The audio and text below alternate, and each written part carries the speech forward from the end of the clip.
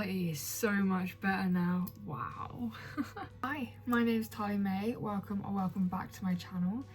In today's video, I wanted to talk to you about self-love. Yeah, bit of a cliche, I know. I have had the worst mental health crisis in a very long time. And I wanted to make this video to remind others to cut yourself some slack, show yourself some genuine appreciation. When mental health gets bad, it's easy to forget that you should take care of yourself. I often find that when anxiety and depression really grab hold of you, you forget that small, simple, easy tasks that could make you feel just a little bit better. And I'm going to talk you through the ones that I have tried and ones that are helping me stay stable for the time being. My notebook, we have quite a variety. First one I'm going to recommend is to compliment others.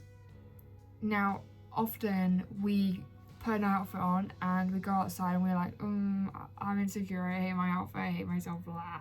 But today I complimented 3 different people. I made friends with one of them.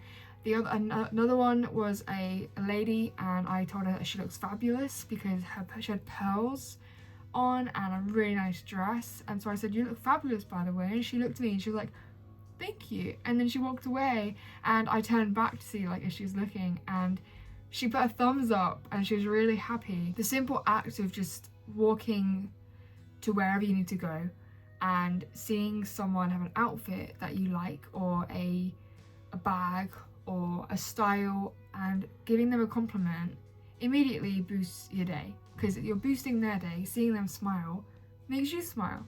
Being empathetic, it really does. I can feel the joy coming from them. The second one I'm going to recommend is buying yourself some flowers.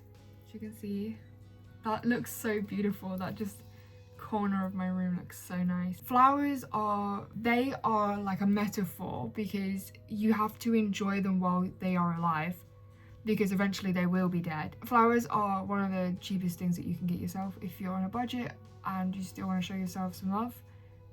Those are £3.50. Easy. I gave £3.50 to a homeless person the other day, and then I saw them come out of the store with a meal deal, and that made me very happy. Another thing that you can show yourself some love with is buy yourself a sweet treat. Personally, I don't like sweet treats. I struggle with food, so I don't really tend to get a sweet treat, but I do show love with a cup of tea. I tend to go and drink a chamomile and honey tea, and I sit there and I will just not do anything and just sit and hold my warm cup of tea, my hot cup of tea, and just sit with myself, and that helps. Another thing that you can do is go on a solo date. This one's very popular at the minute. I'm seeing this trending everywhere, so I thought I might as well include it. I take myself on solo dates when I have the energy to. I recently went to the museum in town, and I was really so out of it that I just started talking to random people and making conversations, and it was actually a really good experience. I've been really enjoying random conversations with strangers everywhere I go. I've stopped caring about if I say something wrong, or if I'm going to overthink this conversation later. What did I look like? How did I sound? Did I say the right thing? Did I understand what they were saying? I've just let that go. At the end of the day, nothing is guaranteed. You may think that, oh, I said the wrong thing. You're not guaranteed to have said the wrong thing. You could have said the most perfect thing, and now you sparked off a river of ideas in that person's head. Another thing that you can try is having what I call a creative day. In a creative day, I would play around with a variety of hobbies. I have a video on my channel that you can find that has a bunch of hobbies that I recommend.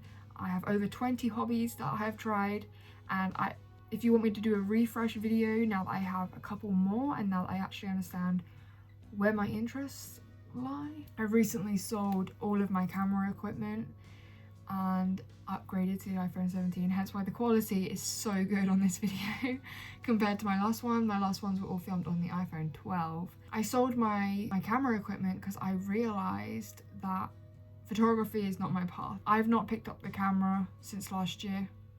I've not had an interest or a passion for photography anymore. It was the biggest hobby that I ever had, biggest passion that I ever had since secondary school. So it was very hard to let go of that.